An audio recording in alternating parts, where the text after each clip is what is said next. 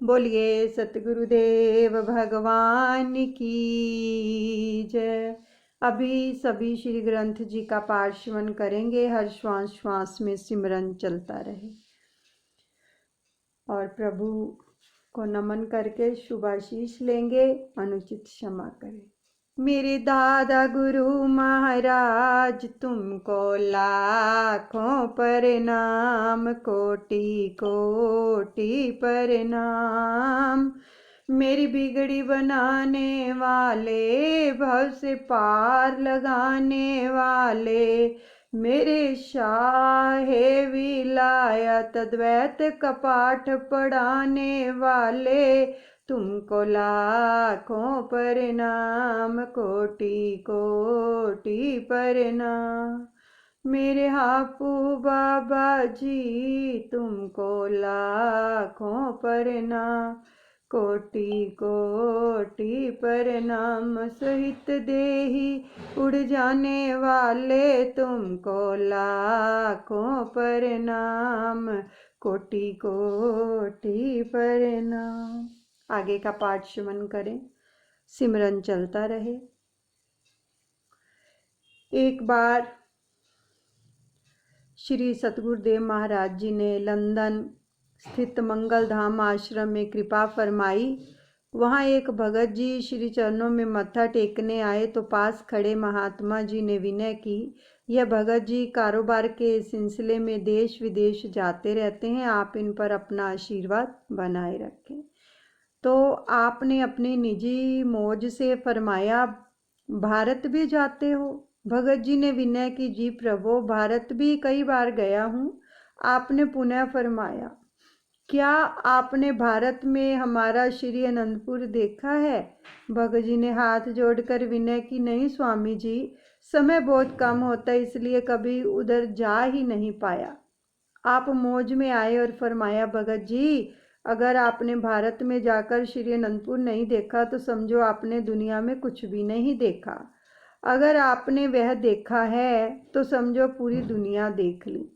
यह श्री परमहंसों की सुंदर नगरी श्री अनंतपुर तो सब गुरुमुखों के दिलों में बसता है। इस पावन और उच्च स्थान से ही सबको रूहानियत का अलभ्य लाभ प्राप्त होता है। आनंद से भरपूर है पावन श्री अनंतपुर धाम, श्री परमहंसों का है प्यारा अद्भुत लासानी मुकाम। बहती सत्संग भक्ति प्रेम की धारा यहाँ अठो याम, शीश झुकाकर सुर नर मुनिजन करते इसे प्रणाम। तो टोरंटो में के रहने वाले भगत देवेंद्र जी प्रतिदिन नियम पूर्वक श्री आरती पूजा आश्रम में किया करते थे। शीत ऋतु के दिन थे तो एक दिन खूब तेज बरसात के साथ तूफानी हवा चल रही थी। भगत जी अपने नियम के अनुसार मन में दृढ़ संकल्प कर आश्रम की ओर चल दिए और जब वे आश्रम पहुंचे तो देखा कि आश्रम के अहाते के मुख्य द्वार पर ताला लगा हुआ था। वे अंदर की घंटी भी ना बजा पाए। यद्यपि ऐसे बर्फीले तूफान में गाड़ियां बर्फ के बीच फंस जाती हैं, फिर भी उन्होंने वहीं अपनी गाड़ी में बैठकर श्री आरती पूजा की। जब वे वापस जाने लगे तो उनके सामने ही 3 बार द्वार के खटखटाने की जो थी आवाज आई, तो एक ही झटके से मुख्य द्वार का ताला टूट गया और द्वार खुल गया। भगत जी ने चारों ओर दृष्टि दौड़ाई लेकिन आसपास कोई दिखाई नहीं दिया। तो वहां के ताले इतने ठोस और मजबूत होते हैं जिन्हें सरलता से तोड़ा नहीं जा सकता। भगत जी गाड़ी अंदर ले गए और अंदर आकर घंटी बजाई। आश्रम निवासियों ने यह सोचकर अहाते के मुख्य द्वार पर ताला लगाया था कि ऐसे तूफान में आज कौन आएगा। घंटी की आवाज सुनकर आश्रम में रहने वाले गुरुमुख जो थे वो हैरान हो गए। जब उन्होंने अंदर का दरवाजा खोला तो देखा कि भगत जी वहां खड़े थे। उन्होंने भगत जी से पूछा कि आपने अंदर कैसे प्रवेश किया, दरवाजा कैसे खुल गया? तो भगत जी ने सारा वृतांत भावपूर्ण अश्रु बहाते हुए कह सुनाया। उन्हें कहने लगे कि मैंने सुना था कि द्वापर युग में भगवान कृष्ण के अवतार के समय कारागृह के द्वार स्वतः ही खुल गए थे। आज वह अपनी आंखों से प्रत्यक्ष देख लिया। मेरे श्री सतगुरुदेव महाराज जी ही भगवान श्री कृष्ण और भगवान राम का रूप है। सत्य तो ये है कि जो गुरुमुख दृढ़ निश्चय रखकर अपने लक्ष्य की ओर कदम बढ़ाते हैं, श्री सतगुरुदेव महाराज जी उनकी सहायता के लिए असंभव को भी संभव बना देते हैं। तो भगत जी के साथ हुए इस चमत्कार को देखकर सब प्रेमी जन मिलकर महाप्रभु जी की जय जयकार करने लगे और कहने लगे कि भक्तों की खातिर श्री प्रभु जी ना जाने कौन कौन से कष्ट उठाते हैं। अलौकिक कृपा श्री सतगुरुदेव महाराज जी ने सन 1979 में टोरंटो में कृपा फरमाई। तो उस समय वहाँ सत्संग आश्रम नहीं बना था। महाप्रभु जी का भगत राम प्रकाश जी की बहन के घर जाने का प्रोग्राम था। तो उसने भगत जी को सूचना दी कि एक बहुत तेजस्वी महापुरुष उसके घर कृपा फरमा रहे हैं, इसलिए वह भी वहां पहुंचकर इस स्वर्णिम अवसर का अवश्य लाभ उठाएं।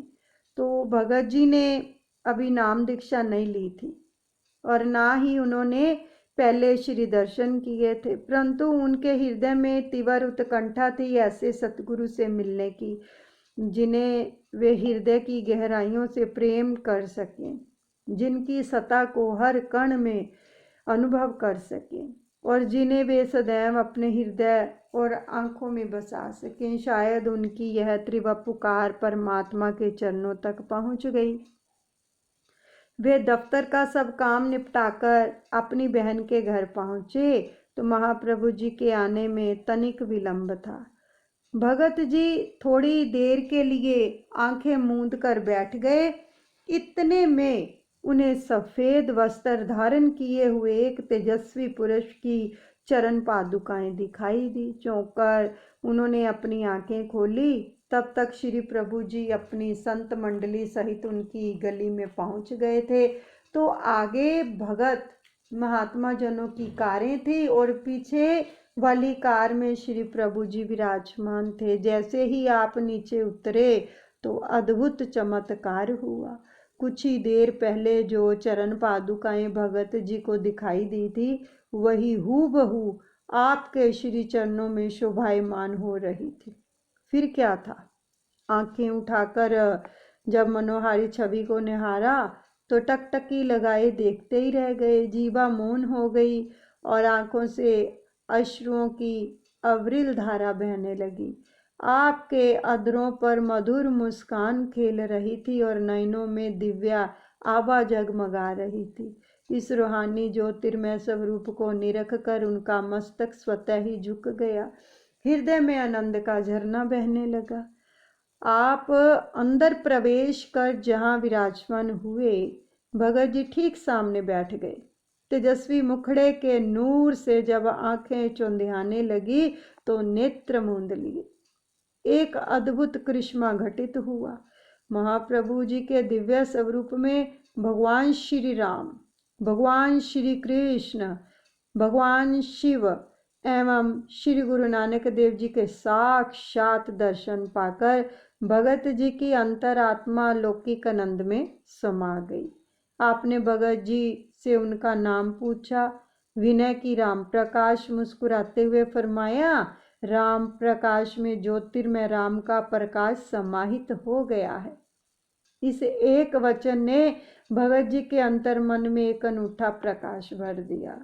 अब तो वे दिल ही दिल में यह प्रार्थना करने लगे कि महाप्रभु जी मेरा घर कब पवित्र करेंगे। यहाँ पर बहुत सुंदर वचन आ रहे हैं, अगर पकड़ो तो देखो। भगत जी श्री गुरु महाराज जी के सामने बैठ गए। गुरु महाराज जी सामने विराजमान थे तो वो सामने बैठ गए तो एक टक उनके स्वरूप को निहारने लगे, क्योंकि बहुत नूरानी तेज महाप्रभु का जो इतना सुंदर मुखड़ा सभी ने दर्शन किए हैं, कोई एक टक देख ही नहीं सकता। आंखों से इतना नूर छलकता है, चेहरे पर इतना नूर है, इतने बड़े बड़े नयन, गुलाबी गुलाबी होंठ, सबने दर्शन किए पंचम पातशाह के। तो प्रेमियों, यहाँ से इतनी बड़ी शिक्षा मिल रही है हमें, इतनी बड़ी, अगर लो तब, नहीं लोगे फिर नहीं कुछ होना। अब वो भगत जी ने एकटक निहारा और उस स्वरूप को देखकर आंखें चौंधिया गई, क्योंकि जो प्रकाश होता है वो झेला नहीं जाता इन आंखों से, जब तक प्रभु अपने ज्ञान चक्षु ना बख्शें तो जीव को नहीं देख सकता कोई भी उनके रूप को एकटक।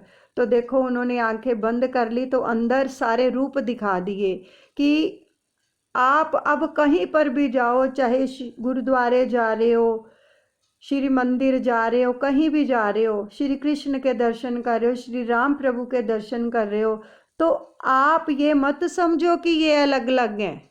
ये अलग अलग नहीं है। क्यों दिखाते हैं प्रभु सब रूप कि सभी एक हैं, सब में एक ही जानो। कभी भी अपने भाव को संशय में मत डालो कि हमारे श्री गुरु महाराज जी लग गए, राम लग गए, श्री कृष्ण जी लग गए और श्री गुरु नानक देव जी लग गए। ऐसा नहीं होता। वो रूप इसीलिए दिखाते हैं क्योंकि ये अद्वैत मत का मार्ग है। अगर मन में दुई आ गई तो समझो आप भक्ति मार्ग पर अग्रसर हो ही नहीं सकते, क्योंकि हमारे दादा गुरु महाराज जी ने इस पंथ की नींव इसीलिए रखी अद्वैत मत की कि अपने मन में कोई भी द्वैत भावना मत लेके आओ। दो नहीं, एक ही है, एक ही है सब। तो दूसरा ये कि जब उन्होंने आंखें बंद कर ली तो अंदर ये सब रूप प्रकट हो गए, दिखा दिया सब कुछ। अब सच बताओ, जो मोबाइल में फोटो खींचोगे श्री गुरु महाराज जी के स्वरूप की, तो क्या उसमें फिर ये सब आपको प्रकट हो पाएगा? अपने जब तक अपने अंदर धारण नहीं करोगे ना उस प्यारे दीदार को, तब तक नहीं होगा ये सारा कुछ। ये उन्हीं प्रेमियों के साथ होता है जो सतगुरु से अनन्य प्रेम करते हैं। वो मोबाइलों को पीछे रखते हैं, वो अपने दिल को आगे रखते हैं। मोबाइल पीछे, मोबाइल क्या करेगा? इसलिए अभी तक भी अगर हमने ये चीजें नहीं छोड़ी हैं तो समझो हमारा जीवन सकार्थ नहीं हो पाएगा जब तक हम सतगुरु के नाम को नहीं पकड़ेंगे। जब सतगुरु के नाम को पकड़ेंगे तभी सतगुरु उस नाम के जरिए बंधे आ जाएंगे।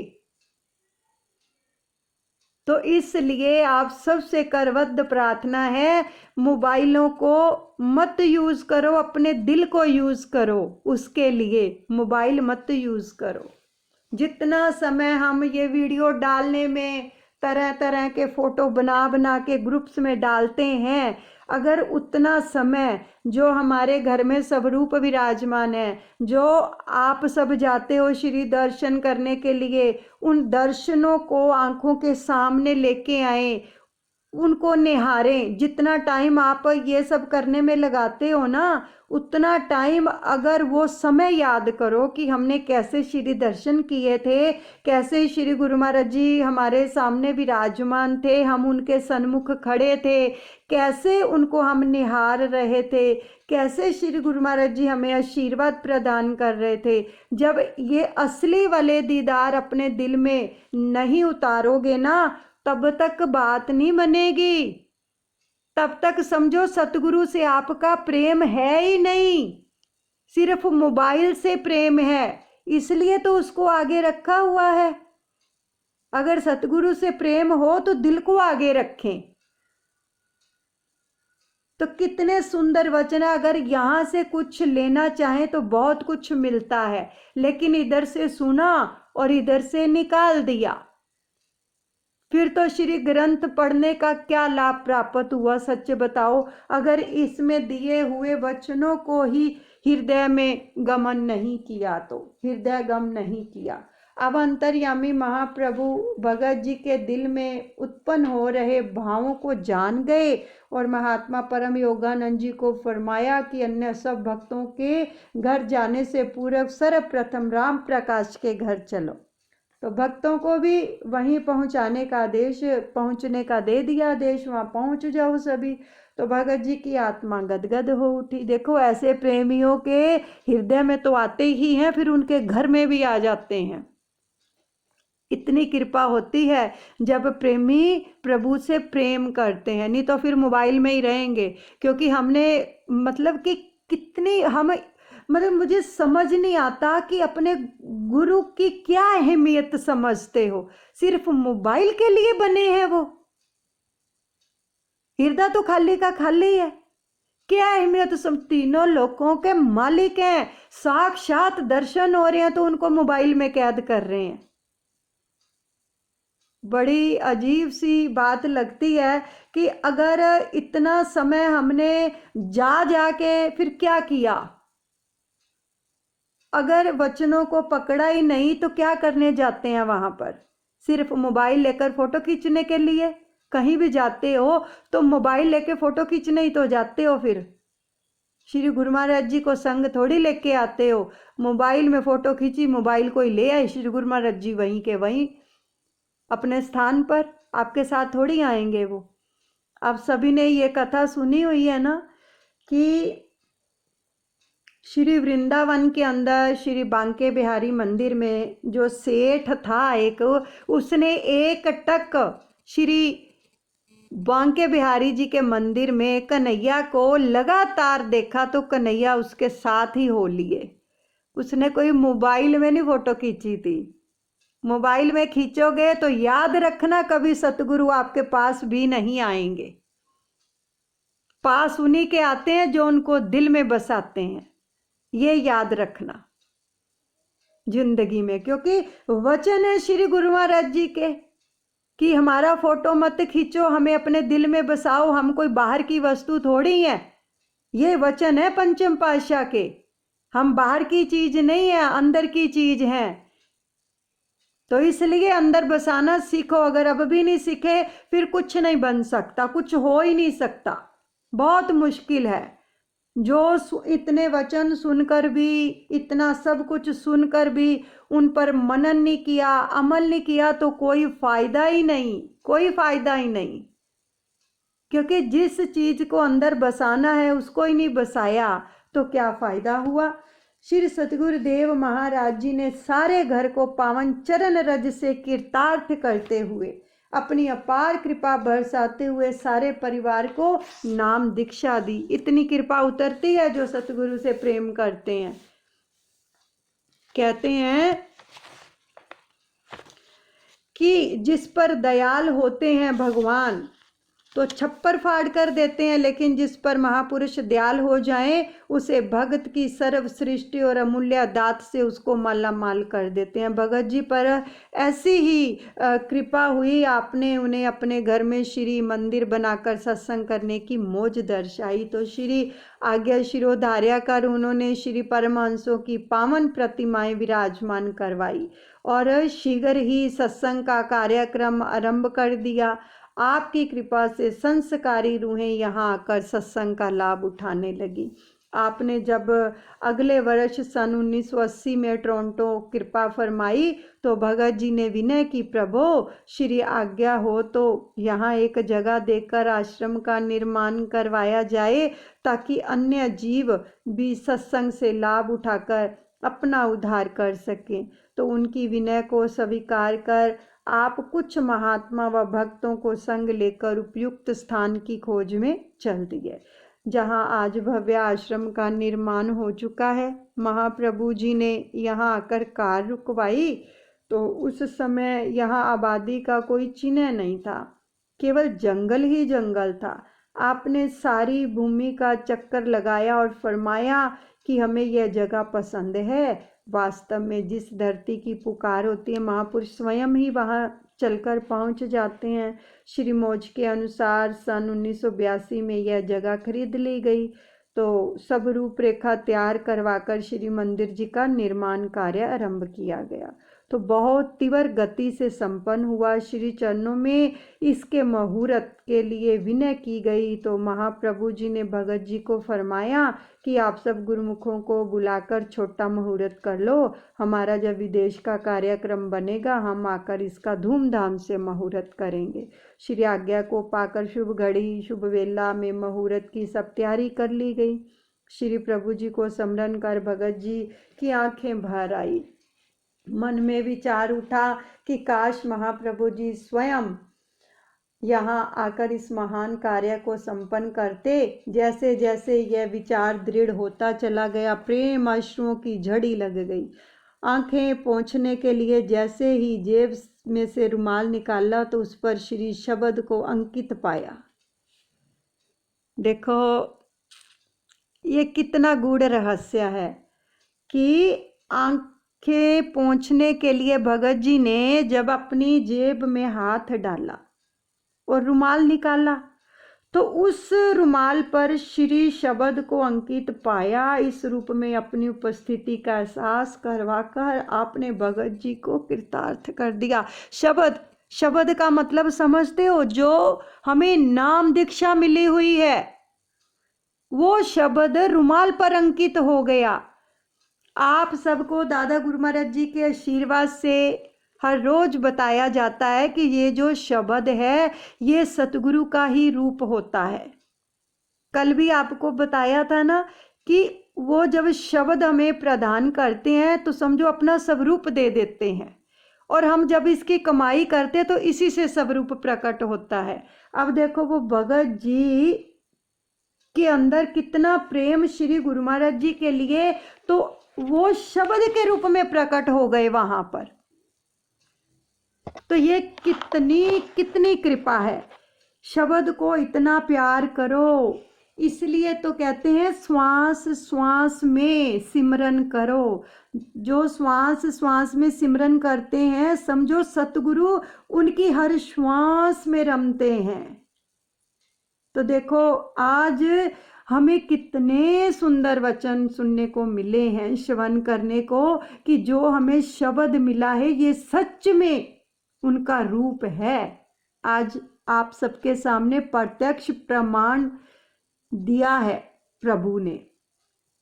तो शब्द ही रक्षा करता है। शब्द के रूप में सतगुरु हमेशा हमारे साथ रहते हैं, जो हम इसलिए बार बार सभी के आगे प्रार्थना करते हैं कि निरंतर जाप करो, सुमिरन करो, कोई भी श्वास खाली ना जाने पाए। और जिसका कोई भी श्वास शब्द के बिना खाली नहीं जाएगा समझो उसके इष्ट देव, उसके सतगुरु उसके साथ हैं। ये तो श्री गुरु महाराज जी के भी वचन हैं कि हम हर पल उनके साथ रहते, उनके सन्मुख रहते हैं, हर पल रक्षा होती है अगर नाम को पकड़ लोगे। और किसी चीज को नहीं पकड़ना। और क्या दिखाएं, वो कितना कुछ तो दिखा रहे हैं, फिर भी प्रेमियों हाथ जोड़कर प्रार्थना, अपना जीवन संभालो। जा रहा है समा, वापिस नहीं आएगा। एक पल भी निकल गया ना उसको भी आप वापिस नहीं ला पाओगे, चाहे करोड़ों अरबों खरबों रुपए खर्च कर दो। तो इसलिए अपने सतगुरु के साथ प्रेम करो, उनके वचनों की पालना करो। अगर उनकी आज्ञा है कि हमारा कोई भी स्वरूप मत डालो तो मत डालो, मत वीडियो बना बना के डालो, क्योंकि हम बाहरमुखी हुए पड़े हैं। और जो प्रेमी अंतर्मुखी होते हैं उनके साथ ये सब कुछ होता है। आप बताओ क्यों नहीं होता दूसरों के साथ ऐसा जो उस भगत जी के साथ हुआ? क्योंकि वो अंतर्मुखी हैं, उन्होंने अंदर ही अपने सतगुरु को बसाया है, प्रेम किया है, शब्द का जाप करते हैं। उन्हीं प्रेमियों को सतगुरु ऐसी अनुभूतियां करवाते हैं। दूसरों को क्यों नहीं हो जाती ऐसी अनुभूतियां? इसलिए कभी भी ऐसा काम मत करो जिसके लिए आपको आपके गुरुदेव ने मना किया है। अगर करते हैं तो कर्म भारी होते हैं, फिर पिछले कर्म तो हैं ही, ऊपर से उनकी आज्ञा ना मानकर और भारी कर लेते हो, तो फिर नाम में कैसी अनुभूतियां होंगी? हो ही नहीं सकती हैं। इसलिए जुड़ो नाम से, केवल शब्द से जुड़ो। जो शब्द से जुड़ जाते हैं उनके साथ सतगुरु हमेशा रहते हैं। तो इसलिए नाम से जुड़ो। बोलो जयकारा बोल मेरे श्री गुरु महाराज की जय। दयालु श्री परमहंस दयाल जी भगवान की जय।